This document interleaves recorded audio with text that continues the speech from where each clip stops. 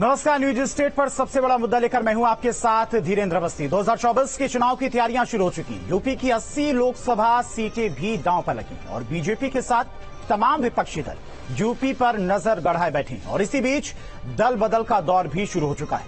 पश्चिमी यूपी के कद्दावर नेता साहब सिंह सैनी और राजपाल सैनी बीजेपी ज्वाइन करने जा रही हैं। वहीं पूर्वांचल की सुषमा पटेल और जगदीश सोनकर भी पार्टी में शामिल होने जा रही हैं। पूर्व से पश्चिम तक बीजेपी की नजर है, वहीं विपक्ष बेदम दिखाई दे रहा है। सबसे बड़ा मुद्दा में इसी पर चर्चा करेंगे, लेकिन उससे पहले ये सवाल है, पूर्व से पश्चिम तक बीजेपी की नजर है, पश्चिम को साधने में बीजेपी कामयाब होगी क्या? और नए साथियों पर बीजेपी जो दांव चल रही है उससे कामयाब होगी क्या? विपक्ष पर भारी पड़ेगी बीजेपी की तैयारी, नए साथी आएंगे, चुनाव जिताएंगे। इन्हीं सवालों के साथ आगे हम चर्चा करेंगे और समझने की कोशिश करेंगे कि बीजेपी की रणनीति क्या विपक्ष पर भारी पड़ने वाली है। दिखाते हैं एक रिपोर्ट। भारतीय जनता पार्टी किसी को भी तोड़ने में नहीं लगी है, लेकिन एक बात सही है कि 9 साल में जिस तरह से प्रधानमंत्री जी ने भारत को के विकास को नई दिशा दी है, उससे प्रभावित होकर उत्तर प्रदेश के बहुत सारे पॉलिटिकल लोग भारतीय जनता पार्टी में शामिल हो रहे हैं।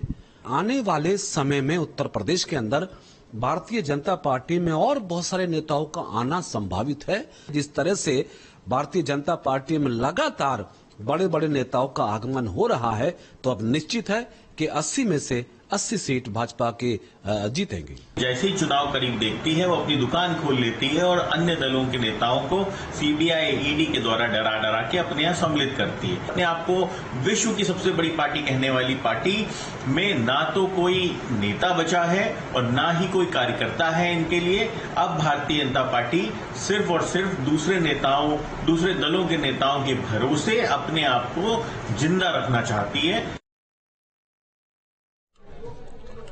और चलिए चर्चा की शुरुआत करते हैं। हमारे साथ में एसएन सिंह, प्रवक्ता यूपी बीजेपी के जुड़ चुके हैं। अनुपम मिश्रा, वरिष्ठ पत्रकार हैं। इसके अलावा इकबाल अहमद, नेता कांग्रेस, और कपिल श्रीवास्तव, प्रवक्ता समाजवादी पार्टी। इसके अलावा इंद्रजीत सिंह टीटू, नेता आरएलडी। सबसे पहले कपिल जी आपके पास आएंगे। बीजेपी की सर्जिकल स्ट्राइक जो इस वक्त उत्तर प्रदेश में चल रही है, उसको कैसे रोकेंगे? कल और 5 नेता बीजेपी में शामिल हो रहे हैं। ये सर्जिकल स्ट्राइक नहीं है, ये फर्जिकल स्ट्राइक। नए साथी आएंगे, चुनाव जिताएंगे, यानी पुराने साथी इनके चुनाव हरा रहे हैं। ये चुनाव जीतने के करीब है नहीं, इसलिए ये फर्जिकल स्ट्राइक में लगे। और आप एक बात साफ कर दी कि जब इनको इतना भय हो गया है कि ये ऐसे नेताओं को भी पार्टी के अंदर ले रहे हैं जो प्रधानमंत्री जी को पानी पी पी के कहते रहे हो कि नंबर 1 के झूठे हैं प्रधानमंत्री, योगी जी को तो भीख मंगाएंगे। अगर उनके चरण पादुका पर लोटन पोटन अगर हो रहा है भारतीय जनता पार्टी के शीर्षस्थ नेता प्रधानमंत्री, मुख्यमंत्री और इनके राष्ट्रीय अध्यक्ष साहब का, इट मीन्स कि ये ट्रिपल डिजिट में नहीं आने वाले हैं। और भानुमति का कुंभा जोड़ लेने से थोड़ी ना होगा। इनके साथ तो 30 दल ऐसे हैं कि जिसका नाम आपने भी नहीं सुना, हमने भी नहीं सुना, ना उनके विधायक है, ना उनके सांसद है, ना कुछ है। और मैं साफ आपको कह दूं कि जिन 2 नामों को आज आपने लिया है, मैंने तो नहीं सुना था। अगर आपने सुना हो तो बता दीजिए कि आपने सुना। तो चलिए, बहुत अच्छी बात है, नई साथी आएंगे, चुनाव जिताएंगे। पुरानी साथी जो हैं वो इन्हें चुनाव आ रहे हैं। एसएन सिंह जी, नए नेता आएंगे, चुनाव जिताएंगे, लेकिन पुराने जो नेता हैं जो इतने सालों से तैयारी कर रहे हैं कि इस बार उनकी दावेदारी इस लोकसभा सीट पर है, उनको कहां फिट बिठाएंगे? देखिए, हमारा तो नारा है सबका साथ सबका विकास। हम सबके प्रयास की बात करते हैं, विश्वास, विकास और प्रयास की राजनीति करते हैं। हमारे मित्र ने अभी कहा कि भैया ये लोग तो जो लोग खराब हैं उनको भी लेते हैं। फिर दोबारा उन्होंने स्वयं कहा कि हम जानते ही नहीं ऐसे ऐसे नेता आ रहे हैं। तीसरी बात उन्होंने गाली देने की बात कही। तो होता क्या है, जब एक पार्टी में हाहाकार मची हो, लगातार 17 हार हो रही हो, तो मनुष्य हो, पशु पक्षी हो, कोई भी हो, वो सूखते पेड़ और डूबते नाव से किनारा कर लेते हैं। भारतीय जनता पार्टी में आदरणीय प्रधानमंत्री जी के नेतृत्व में जो विकास के कार्य हुए हैं, उस विकास के साथ बहुत सारे लोग आ रहे हैं और बहुत सारे लोग आगे भी आएंगे। लोग विकास से जुड़ते हैं, अपराध से दूर हटते हैं। निश्चित तौर पे अगर विकास से कोई जुड़ता है तो उसका स्वागत है। चौथी बात आप आइए देखिए, इन्होंने कहा कि बहुत सारी ऐसी पार्टियां हैं जिसका कोई जनाधार नहीं है, जैसे समाजवादी पार्टी। ये लोकसभा का चुनाव होने जा रहा है, उत्तर प्रदेश के अलावा आप किसी भी प्रदेश में बता दीजिए कि अगर एक भी लोकसभा की इनकी सीट हो। रही बात उत्तर प्रदेश में भी सबसे छोटी पार्टी अगर कोई है उत्तर प्रदेश में तो समाजवादी पार्टी। तो ऐसे अपराधियों की, जातवादी जो ऐसे पार्टी है जो लोग केवल क्षेत्र के लिए कार्य करते हैं, हाहाकार मचाने का कार्य करते हैं, उनको समझना, उत्तर प्रदेश में ये देश में रहते नहीं है, पाकिस्तान में रहते लेकर चलता है। इनको इंडिया से भी बड़ा नफरत है, पाकिस्तान में ये रहते ही सुन लीजिए समाजवादी पार्टी का। कपिल जी बीच में नहीं आएंगे आपके पास, बीच में नहीं कपिल जी, बीच में नहीं। कपिल जी बात को सुन लीजिए, कपिल जी बात को सुन लीजिए। क्या है हमारे आपको जनता। कपिल जी एसएन सर जी को अपनी बात पूरी कर लीजिए, उसके बाद आप अपनी बात कर लीजिएगा। कपिल जी 20 सेकंड में हम समाप्त कर देंगे और लास्ट तक नहीं बोलेंगे। आप बोले देखिए क्या होगा, समाजवादी पार्टी की भी सरकार उत्तर प्रदेश में चली है और समाजवादी पार्टी की जब सरकार चलती है तो अपहरण होता है, जातिवाद को बढ़ावा मिलता है, धर्म क्षेत्र के कार्य होते हैं, बड़े वर्ग के लिए कार्य होते हैं। भारतीय जनता पार्टी की जब सरकार होती है तो रैपिड रेल बनता है, डिफेंस कॉरिडोर बनता है, कहीं खाद के कारखाने लगते हैं, कहीं अमूल की फैक्ट्री बनती है और बुलडोजर की भी कार्रवाई होती है अपराधियों पर। इस नाते 37 साल का इतिहास बदल के उत्तर प्रदेश की जनता ने भारतीय जनता पार्टी को अपना मत दिया। हमने जो विश्वास विकास। एसएन सर इस सवाल का जवाब कपिल जी से लेंगे कि विपक्ष के पास मुद्दे क्या रहने वाले हैं। इससे पहले इकबाल सर आपके पास आएंगे, कांग्रेस की तैयारी कहां पर है? बीजेपी अपनी 80 सीटों को लेकर लगातार बैठकें कर रही है, लेकिन जो विपक्षी दल की बैठक हुई थी बेंगलुरु में, उसमें समाजवादी पार्टी से अखिलेश यादव भी पहुंचे थे। लेकिन दूसरी तरफ जो कांग्रेस के नेता है प्रमोद कृष्णन, वो खुद ही समाजवादी पार्टी पर कटाक्ष करते हैं कि उनको अपनी ही पार्टी बचाने की जरूरत है। ऐसे में उत्तर प्रदेश की अगर बात करें तो आपकी तैयारी कहां दिखाई देती है? कांग्रेस अपनी तैयारी पूरी कर चुकी है। कांग्रेस सबसे बड़ी बात है हर जात धर्म के साथ जुड़ी हुई है, हर समुदाय को लेकर साथ चल रही है। और इंडिया नाम जो आज दिया गया है बेंगलुरु में, तो इंडिया का परचम तो लहराएगी कांग्रेस, पूरे सबको कुनबे को साथ देके। जो इन्होंने मोदी जी ने 38 लोगों का साथ दिया है, पहले कहते थे मैं अकेला काफी हूँ, लेकिन आज 38 लोगों को इकट्ठा करना पड़ा क्योंकि इंडिया का परचम लहराने जा रहा है। और सबसे बड़ी मुद्दे की बात की है कि 78 दिनों से मणिपुर जल रहा है, नरसंहार हो रहा है, तमाम ऐसी वीडियो आ रही है। मैं आपको बताना चाहता हूँ कि मैं परसों सो नहीं पाया, मुझको दवा खानी पड़ी, नींद नहीं आ रही थी, मुझको वही नरसंहार सामने नजर आ रहा था कि हिंदुस्तान इस तरीके का हो गया है। चुनाव में यही मुद्दे आप जनता को क्यों नहीं समझा पाते? चुनाव में यही मुद्दे इकबाल जी जनता को आप क्यों नहीं समझा पाते? इंद्रजीत जी आपके पास आएंगे। कल आपके नेता राजपाल सैनी बीजेपी ज्वाइन कर रहे हैं। हालांकि जयंत चौधरी के एनडीए में जाने को लेकर बहुत खबरें चली, लेकिन कल राजपाल सैनी बीजेपी में शामिल हो रही हैं। देखिए ये ईडी और सीबीआई का इकबाल जी आएंगे आपके पास। सकते हैं लेकिन जनता को नहीं डरा सकते हैं। इंद्रजीत जी आप बोलिए। वोट देगी और बीजेपी को हरा करेगी। चुप कराइए से पता नहीं लगता डिबेट का। मैं ये कह रहा हूँ अभी तक मेरे तक तो जानकारी नहीं मिल पाई है। जब तक वो ज्वाइन ना कर ले मैं किसी चीज पर विश्वास करना नहीं चाहता, पहली बात। दूसरी बात है कि आदमी का अपना एक कैरेक्टर भी होना चाहिए, पार्टी लेने वाले का भी और उस पार्टी में जाने वाले का भी। जब 9 साल की केंद्र की सरकार है, डबल इंजन की सरकार है, मैं कह रहा हूं उनके पास अपनी इतनी बड़ी लिस्ट है अपने नेताओं की, और ऐसी लिस्ट है जिन्होंने 9 साल तक मलाई चाटी है, तो वो लोग क्या कर रहे हैं? क्या आज भी उनको बाहर से इंपोर्ट करके बीजेपी को 9 साल उपलब्धियों के बाद भी उनको बाहर से आदमी लेने पड़ रहे हैं?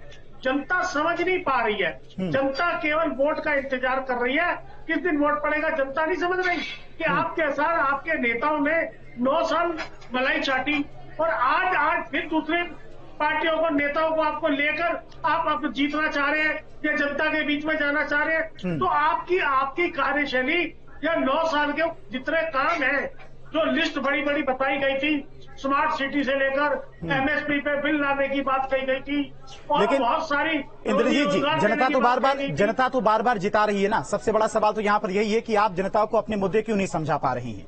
अनुपम सर आपके पास आएंगे। जिस तरह से गठबंधन तो विपक्षी दलों का हुआ है, 2 बैठकें भी हो चुकी हैं, लेकिन जो अंदरूनी कलह और बयानबाजी सामने आ रही है, उससे क्या लगता है 2024 के लोकसभा चुनाव तक ये विपक्षी गठबंधन टिक पाएगा या उससे पहले ही इसमें दरार आ जाएगी? देखिए जो विपक्ष का गठबंधन है अनुपम सर आपसे मुझसे तो सवाल देखिए, गठबंधन का युद्ध है, कोई भी पार्टी अकेले नहीं लड़ने जा रही है। जो नेता कह रहे हैं वो अकेले लड़ेंगे, वो भी आपको गठबंधन में खड़े नजर आएंगे। और दिक्कत देखिए, चाहे भाजपा के गठबंधन हो चाहे विपक्ष का गठबंधन, दिक्कत वहीं आती है जहाँ पे कॉमन वोट होते हैं। आपने देखा भाजपा और शिवसेना में आज भी जमाने की डाल चल रही थी, अंततः वो धूप में सामने आई। इसी तरह आप कांग्रेस और आम आदमी पार्टी में देख लें, आज प्रताप सिंह बाजवा किस तरह की बातें कर रहे थे, आम आदमी पार्टी पे कैसे आरोप लगा रहे थे। अधीर रंजन चौधरी आपने देखा ममता सरकार पे कैसे आरोप लगा रहे हैं, आज वो कल 2 दिन से लगा रहे हैं। आपने देखा जब गठबंधन की बैठक हो रही थी पटना में, तब बाहर इस तरह की बातें हो रही थी और दोनों पार्टी के स्पोक्समैन एक दूसरे पे आरोप लगा रहे। तो जितने भी क्षेत्रीय दल हैं, ये कहीं ना कहीं कांग्रेस का ही वोट दल लेकर उसी के वोट को खाकर बड़े हुए हैं। तो जाहिर सी बात है कि अपने अपने क्षेत्र में कांग्रेस को बढ़ते देखना नहीं चाहते। इनकी मजबूरी ये है कि केंद्र में इनको कांग्रेस के साथ एक गठबंधन करना पड़ रहा है, एक पैन इंडिया एक कोalition बनाना पड़ रहा है, जिसको इन्होंने इंडिया नाम दिया है। लेकिन अपने अपने क्षेत्रों में जो इनकी मजबूरी है, अपने अपने राज्यों में जो इनकी मजबूरी है, वही विरोधाभास आपको लगातार बार बार नजर आ रहा है। वही विफलता का कारण है। जैसा हमने उत्तर प्रदेश में महागठबंधन में देखा कि आपने अखिलेश यादव मायावती को हाथ मिलाते देखा, पर जमीन पे वो गठबंधन फ्रूटफुल नहीं हुआ और फलीभूत नहीं हुआ और वोटों में तब्दील नहीं हो पाया। तो जहाँ पे कॉमन वोट्स हैं वो दिक्कत आ रही है, वो दिक्कत आ रही है। यही तो सवाल है सर कि जनता को जो क्षेत्रीय दल हैं या फिर जो विपक्षी की तरफ से गठबंधन बनाया गया है वो अपने मुद्दे आखिर क्यों नहीं समझा पाते। कपिल जी आपसे सवाल है, कांग्रेस और जो है समाजवादी पार्टी का जो गठबंधन का इतिहास रहा है, जो रिजल्ट रहा है उत्तर प्रदेश में, वो बेहतर नहीं रहा है और प्रमोद कृष्णम की तरफ से जो बयान दिया गया था समाजवादी पार्टी को लेकर, उससे आप कितने सहमत दिखाई देते हैं? देखिए, आपकी बातों का मैं जवाब दूंगा, लेकिन उससे पहले अपने माननीय मित्र का जवाब दूंगा। मैंने ये 2 चीजें आपको दिखाई। ये देखिए, योगी जी को भीख मांगने की ट्रेनिंग देने के लिए पहले गुलदस्ता भेज, और इधर देखिए, ये तो परिवारवाद है ही नहीं, ना ऊपर है और ना नीचे है, कहीं परिवारवाद नहीं और ना जातिवाद। निषाद पार्टी में जातिवाद कहाँ है ही नहीं, जाति ना निषाद कोई जाति है इनके हिसाब। अब मैं आपकी बात, गुंडे मवालियों की पार्टी है। अब जिस मुख्तार अंसारी साहब को कह रहे थे, उनके पुत्र अब्बास अंसारी को अपने साथ ले लिए। और आप देख लीजिए, ब्रिजभूषण सिंह जो पहलवानों की नाक रगड़वा रहे हैं, वो आपके सामने है। आपके सामने इनके 147 विधायक हैं, जिसमें ब्रिजेश सिंह भी है, धनंजय और तमाम उनके मित्रगण इनके। मणि द्विवेदी जो इन्हीं के भारतीय जनता पार्टी के विधायक थे सुल्तानपुर के, उन्होंने 80 अपराधियों की लिस्ट दी थी जो भारतीय जनता पार्टी के या इनके स्वजाति थे, लेकिन बावजूद इसके ये दूसरों को सहमत करते। अब मैं आपकी बात का जवाब देता हूं। देखिए, जब कोई कोलिशन होता है, जैसे अभी हमारे मित्र अनुपम जी ने कहा, तमाम बातें कही, उनकी बहुत सी बातों से मैं सहमत भी हूँ, बहुत सी बातों से असहमत हूँ। दोनों तरफ उस तरीके के कंट्राडिक्शंस हैं, तो लेकिन बात इस चीज की नहीं, बात सिर्फ इस चीज की है कि महंगाई की मार किस पर है, बेरोजगारी की मार किस पर है, देश को किसने कितने कर्जे में डुबा दिया है, क्या सारी संपत्तियां उठा करके दे नहीं दी गई 2-3 हाथों के बीच। बात इस चीज की भी तो पड़ेगी ना। और एक चीज हमें आप बता दीजिए कि अगर समाजवादी पार्टी ने बहुजन समाजवादी पार्टी से गठबंधन किया था, तो बहुजन समाजवादी पार्टी तो 0 पे थी, वो 10 आई और हम 5 पे थे, 5 रह गए, फिर भी 10 सीटों का इजाफा हुआ कि नहीं हुआ। अब मैं दूसरी बात कहता हूं, जिस समय कांग्रेस से हमने कोरिलेशन किया था, हम खुद अपनी पार्टी में टूट के सामने थे और हमने बाहुबलियों के विरुद्ध अपनी पार्टी के अंदर ये यज्ञ किया। मैं आज आपको कह रहा हूं, हमारी पार्टी संयुक्त और सशक्त हो चुकी है। हमारी पार्टी में कोई कंट्राडिक्शन और आपसी मुठभेड़ नहीं है जो आपके आपसी मतभेद नहीं है। तो आपके जो 3 बार कैबिनेट मंत्री रह चुके हैं, गद्दावर नेता हैं पूर्वांचल के, वो पार्टी छोड़कर आखिर क्यों जा रहे हैं? कपिल जी आएंगे इस सवाल का जवाब लेने आपसे, लेकिन आपने जो सवाल पूछा है एसएन सिंह जी से, उसका जवाब ले लेते हैं। देखिए, अच्छी बात है, कपिल जी ने बहुत अच्छी बात कही कि ये वही समाजवादी पार्टी है जो ममता बनर्जी के साथ प्रेस कॉन्फ्रेंस करती है दिल्ली में और 600 करोड़ का पैकेज देकर उनको धोखा देने का कार्य करती है। ये समाजवादी पार्टी की शुरू की हकीकत है कि बीपी सिंह जी मुख्यमंत्री बनने के लिए अजीत सिंह जी को भेजते हैं और 250 असलों के साथ मुख्यमंत्री मुलायम सिंह जी बन जाते हैं। ये वही समाजवादी पार्टी है जो मायावती जी के साथ गठबंधन करके गेस्ट हाउस जैसा कांड करती है, और ये वही समाजवादी पार्टी है जो कांग्रेस से, भाजपा से, बहुत सारे लोगों से गठबंधन करके मुंह खाती है। तो मुझे लगता है कि मुझे छोटी छोटी बातों पे नहीं जाना, क्योंकि कांग्रेस का कोई जनाधार है नहीं, कोई सीट है नहीं उत्तर प्रदेश में। समाजवादी पार्टी 3 में है ना 13 में। भारतीय जनता पार्टी ने जो विकास के कार्य किए हैं, उस विकास के नाते हम बहुत सकारात्मक चर्चा आपके सामने, उस विकास के कार्यों को लेकर भारतीय जनता पार्टी जा रही है। और जो लोग भी आ रहे हैं वो अपनी अपनी राजनीतिक महत्वाकांक्षा, अपनी अपनी राजनीतिक मशीन में साफ होने के लिए कुल मिलाकर बीजेपी को उत्तर प्रदेश में 80 सीटें जीतनी है, उसके लिए जो जोड़ तोड़ करनी चाहिए, जो रणनीति बनानी चाहिए, वो बीजेपी बनाने में जुटी हुई है। बाकी दल क्या कर रहे हैं, किस तरह की रणनीति बना रहे हैं, वो उनका विषय है। लेकिन इकबाल जी आपके पास आएंगे। कांग्रेस के पास तो ना कोई बड़ा चेहरा है, और उत्तर प्रदेश में विधानसभा के जब चुनाव हुए थे उस वक्त तो कांग्रेस को कैंडिडेट तक नहीं मिल रहे। तो ऐसे में अगर सपा के साथ कांग्रेस नहीं जाती है तो फिर अकेले अपने दम पर उत्तर प्रदेश में कैसे आप मुकाबला करेंगे बाकी दलों का? बना है परचम, जो सब लोग एक साथ आए हैं, हम उनके साथ चुनाव लड़ने जा रहे हैं। सीट का बंटवारा होगा उसी हिसाब से, क्योंकि हमें संविधान को बचाना है। जिस तरीके से इन लोगों ने संविधान को एकदम तार कर दिया है। विपक्ष का नेता कौन होगा इकबाल जी?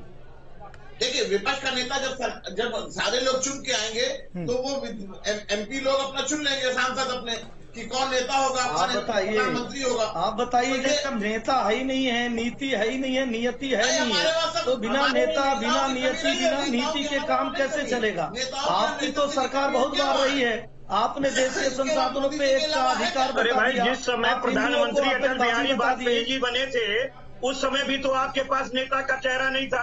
कैसे प्रधानमंत्री आपने प्रोजेक्ट तो किया नहीं था, और प्रोजेक्ट मनमोहन सिंह भी जी नहीं थे, तो नेता लेकिन ये पावर कहां से आ गया? मनमोहन सिंह जी जो है वो 10 साल के लिए प्रधानमंत्री कैसे? कपिल जी, प्रमोद कृष्णन का बयान आपने सुना होगा। प्रमोद कृष्णन ने कहा कि विपक्षी एकता से, कपिल जी सर आपके पास आएंगे। कपिल जी मेरा सवाल आपसे है, कपिल जी मेरा सवाल आपसे है, प्रमोद कृष्णन का बयान आपने सुना होगा। उन्होंने कहा था कि विपक्षी एकता से एनडीए को नहीं हराया जा सकता, उसके लिए प्रियंका गांधी को आगे करना होगा, विपक्ष का नेता बनाना होगा। अगर प्रियंका गांधी विपक्ष की नेता बनती हैं तो आपको स्वीकार होगा? अच्छा, एक बात मुझे बताइए, अगर सबको स्वीकार होगा तो समाजवादी पार्टी को क्यों नहीं होगा? हम तो कह रहे हैं आपको, ये देश में बड़ी लड़ाई है मेरे भाई, और किसी एक के कहने से कोई प्रोजेक्शन भी नहीं होता। ये संयुक्त विपक्ष है, एक दूसरे के साथ संबद्ध है, कोई अलग चेहरा नहीं होगा। जिसको सभी मनोनीत करेंगे वही हमारा चेहरा होगा। तो आप इन लोगों के, अरे भाई काजी मियां दुबले हैं शहर के अंदेशे से। हम कह रहे काजी मियां 2004 में कहां चले गए थे, जब इंडिया शाइनिंग हो रही थी, अब पड़ाका हो गया था। उस समय भी तो कोई चेहरा नहीं था विपक्ष का। और चलिए चेहरा डिसाइड हो जाएगा। लेकिन कपिल जी, मुद्दे आपके पास क्या होंगे? क्योंकि बीजेपी के पास राम मंदिर, जनवरी में प्रधानमंत्री मोदी उसका उद्घाटन करने जा रही हैं। इसके अलावा यूसीसी भी एक बड़ा मुद्दा देश में चल रहा है, उसको लेकर भी काफी राजनीति हो रही है। बहुत सारे मुद्दे हैं, आर्टिकल 370 भी है, हिंदुत्व का मुद्दा भी है। आपके पास या विपक्षी दलों के पास कौन सा ऐसा मुद्दा है जिससे जनता, आपकी तरफ जनता का झुकाव? ये तो मुद्दा ही नहीं जिसको आपने कहा। इससे आपके घर में अगर राशन आ जाए, किसी को नौकरी मिल जाए, किसी की स्वास्थ्य चिकित्सा सुविधा अगर बढ़ जाए, तो मुझे बताइए। आर्टिकल 370(3) हटा चुके हैं ना, इनको तो मालूम ही नहीं है कि 370 नहीं हटाए। आर्टिकल 370(3) और 35 से हटाए, और झूठ बोलते हैं, झूठे लोग हैं। भाई ओम प्रकाश राजभर ने कहा था कि झूठा प्रधानमंत्री है। आपके भाई ओम प्रकाश राजभर कोई अपने साथ लिए ये मान लिया ना कि झूठा प्रधानमंत्री है, 370 हटाया ही नहीं है। एसएन सर आएंगे आपके पास। एसएन सर इनको तो पूछिए ना, बीच में नहीं, एसएन सर बीच में नहीं, आएंगे आपके पास। ओम प्रकाश राजभर ने कहा ये प्रधानमंत्री दुनिया का सबसे बड़ा और झूठा प्रधानमंत्री है। एसएन सर बीच में नहीं, आएंगे आपके पास। कि प्रधानमंत्री देश का सबसे बड़ा झूठा प्रधानमंत्री है ओम प्रकाश। ठीक है, जवाब ले लेते हैं कपिल जी, जवाब ले लेते हैं कपिल जी, जवाब ले लेते हैं। भाजपा की वैक्सीन थी। अरे कपिल जी, जवाब तो ले लीजिए। 370(3) हटाइए। और दूसरा, ठीक है, माननीय मित्र एक बात बताइए, सुप्रीम कोर्ट, ठीक है, सवाल हो गया कपिल जी, आपका सवाल हो गया ना। अब जवाब भी तो सुनिए ना, अब जवाब भी तो सुनिए। बताएंगे क्या? ठीक है, एहसन सर सुनिए, हमारे मित्र सुनिए, कपिल भैया सुनिए, देखिए कपिल जी बीच में नहीं, आपने सवाल कर लिया, आप एहसन सर को बोलने दीजिए। सरकार अरे सवाल किया तो जवाब तो लीजिए ना सर। राम मंदिर बनाएंगे हम ऐसे कपिल जी, ऐसे चर्चा नहीं हो सकती। सम्मान करेंगे कपिल जी, ऐसे चर्चा नहीं हो सकती। सवाल पूछा है तो उसका जवाब भी सुनिए। एक संविधान, एक प्रधान की व्यवस्था ले आएंगे। मुझे लगता है कि भारतीय जनता पार्टी हम सभी, ठीक है, सवाल हो गया ना आपका कपिल जी, सवाल हो गया ना आपका। अरे सवाल हो गया ना, जवाब तो सुनिए कपिल जी। ओम प्रकाश राजभर ठीक करते थे। ठीक है, हो गया ना सवाल आपका, जवाब सुनिए एहसन सर। देखिए कपिल जी, निश्चित तौर पे जो आदमी भगवान को गाली देगा, रामचरितमानस को जलाएगा, मथुरा काशी देख नहीं रहे नागालैंड में आप किस तरीके से जला रहे हैं, पूरा देश जला रहे हैं और तमाशा कर रहे हैं। लड़कियों को नंगा घुमाया जा रहा है, 6-6 गोलियां पकड़ के सामने, आप वीडियो नहीं देख सकते हो। ये हत्या के आरोपी हमारे प्रधानमंत्री और मुख्यमंत्री जी हैं। 3 महीने से इस तरीके की चीजें चल रही है, शर्मनाक है। ठीक है, एहसन सर की आवाज नहीं आ पा रही, एहसन सर के पास जाएंगे। कपिल जी, आपका जो सवाल उसका जवाब लेने की कोशिश करेंगे, लेकिन इंद्रजीत जी आपके पास आएंगे। इंद्रजीत जी, अगर विपक्ष का चेहरा प्रियंका गांधी अगर बनती विपक्ष का चेहरा, तो क्या आरएलडी उससे सहमत रहेगी, समर्थन करेगी?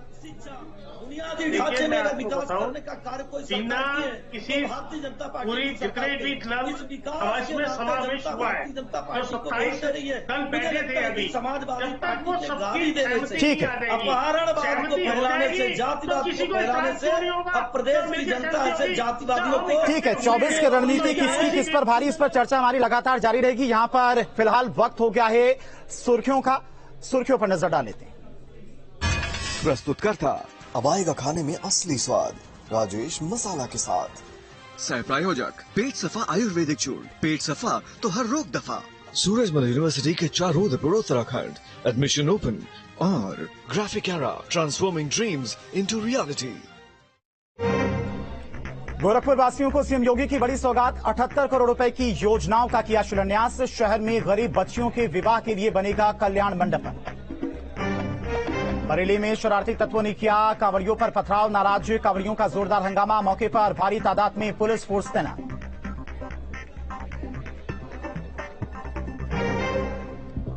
नोएडा में दिखा तेज रफ्तार का कहर, रेस लगाते वक्त कार सवार ने आइसक्रीम विक्रेता को रौंदा, मौके पर हुई मौत, फरार चालक की तलाश में जुटी पुलिस।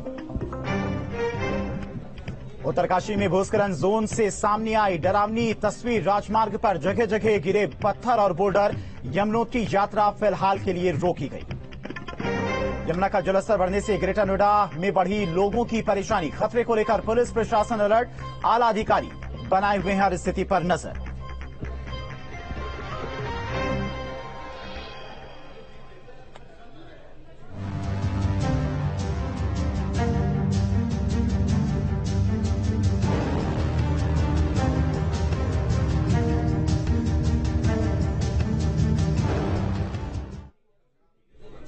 और चलिए, चर्चा लगातार हमारी जारी है। 24 की रणनीति किसकी किस पर भारी। हमारे साथ में कपिल श्रीवास्तव जी और अनुपम मिश्रा, जो कि वरिष्ठ पत्रकार हैं, वो लगातार जुड़े हुए हैं। अनुपम जी, आपके पास आएंगे। जिस तरह से लगातार बीजेपी अपने कुनबे को बढ़ा रही है, लगातार क्षेत्रीय दल जो हैं उनको साधने की कोशिश कर रही है, उससे बीजेपी को कितना फायदा इस बार के लोकसभा चुनाव में होने वाला है? उसमें तो 26-27 पार्टियां हुआ करती थी, और हकीकत ये है कि अभी उनमें बहुत जबरदस्त कमी आई है। उनके जो सबसे पुराने सहयोगी थे शिवसेना और अकाली दल भी आपको नजर आ रहे हैं। ऐसे में उसकी कमी वो छोटी छोटी पार्टियों को साथ लेके पूरी कर रही है। मैं मान के चलता हूँ कि 90 के दशक से गठबंधन का युग शुरू हो गया। कोई भी पार्टी कितनी भी ताकतवर क्यों ना अकेले नहीं हो सकती। अलबत्ता अभी मैं टीवी में सामने देख तो नहीं पा रहा हूँ, लेकिन मैं अपने सपा प्रवक्ता को मेरे कमेंट पे बयान देते हुए मैंने सुना, वो कह रहे थे कि किस तरह के विरोधाभास और किस तरह के कमेंट्स आ रहे हैं लोगों के आपस में। मैं पूछना उनसे ये जरूर चाहता हूँ कि समाजवादी पार्टी शिवपाल यादव जी को वापस लेने के पश्चात और कन्नौज में जीत का एक श्रेय भी उनको देने के बाद उनको समाजवादी पार्टी कार्यालय में ऑफिस कब देगी बैठने के लिए? आज उनको लौटे हुए 6 महीने हो रहे हैं और वो आज तक सपा कार्यालय में घुस नहीं सकते। वो अभी भी प्रसपा ऑफिस में बैठते हैं, उनके सारे फॉलोअर्स भी प्रसपा में बैठते हैं। तो ये मतलब किस तरह का विरोधाभास है कि एक तरफ चाचा का सम्मान भी है, संस्थापक सदस्य भी हैं और वो अपने ही ऑफिस में बैठ नहीं सकते क्योंकि उनके पास वहाँ कमरा नहीं।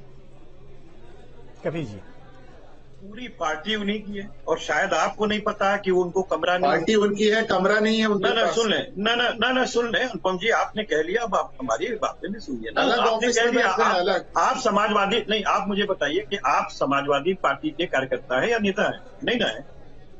हमारे नेता जो हैं वो आप जब विक्रमादित्य मार्ग में हमारे अंदर घुसेंगे, सफेद बिल्डिंग है, 2 नंबर कमरा उन्हीं का है, आदरणीय है राष्ट्रीय अध्यक्ष जी के ठीक बगल में सटा हुआ। और आपने कई बार देखा होगा, सुने अनुपम जी, अधीर ना हो, सुन लें, अधीर ना बने। आप भी रिपोर्टर हैं, बड़ी अच्छी बात है, आप पत्रकार हैं।